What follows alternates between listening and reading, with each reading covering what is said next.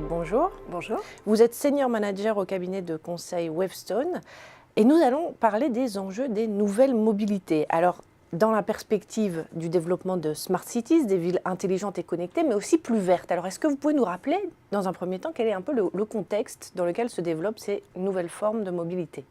Oui, alors le contexte du transport dans la Smart City fait face à différents enjeux. Vous l'avez évoqué, les enjeux environnementaux qui sont indispensables, des enjeux aussi de congestion, en particulier dans les grandes villes, mais aussi des enjeux de respect, j'ai envie de dire, de fondamentaux, que sont l'accessibilité des moyens de transport qui sont à disposition des citoyens, et aussi la sécurité dans les transports, qu'ils soient ferroviaires ou routiers. Mais alors, les objectifs, quels sont-ils ? C'est la baisse de l'autosolisme en ville ?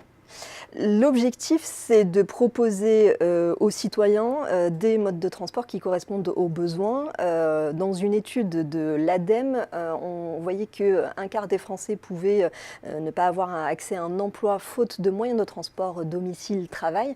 Je pense que l'objectif, c'est de répondre à ces enjeux, de donner aux citoyens des moyens de transport qui permettent de répondre de s'intégrer dans leur quotidien en respectant leurs attentes. Et on a fait un sondage et ce qui ressortait, c'était dans le top 3 des attentes des Français, c'est l'accessibilité au sens financier du terme, l'accessibilité à tous au sens pour les personnes à mobilité réduite, les personnes âgées, et le respect de l'environnement. Donc finalement, les attentes des Français correspondent aux enjeux qu'on a évoqués pour les villes de demain. Alors, quelles sont les attentes des Français en matière de véhicules autonomes ? Est-ce qu'ils sont prêts à sauter le pas ? Alors, quand on voit justement le top 3, on voit bien que la technologie n'est pas une fin en soi. Ce qui ressortait, ce n'était pas le véhicule connecté ou le véhicule autonome. Pourtant, c'était proposé, mais ça ressortait en dernier. Et c'est parce que finalement, l'innovation, elle doit répondre à des besoins plutôt que l'innovation pour l'innovation.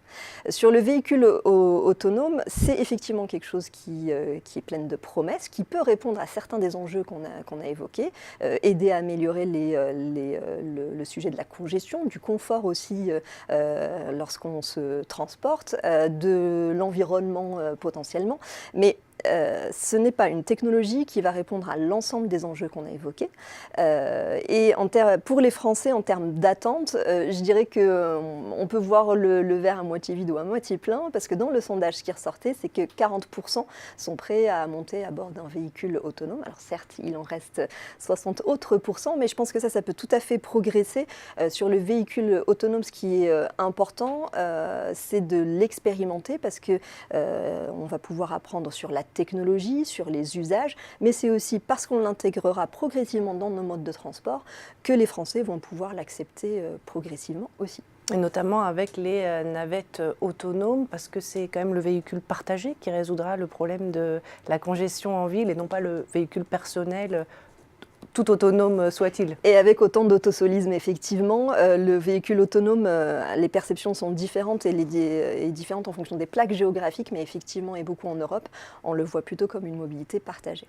Eh bien, merci Amel Boutaïeb pour cet éclairage.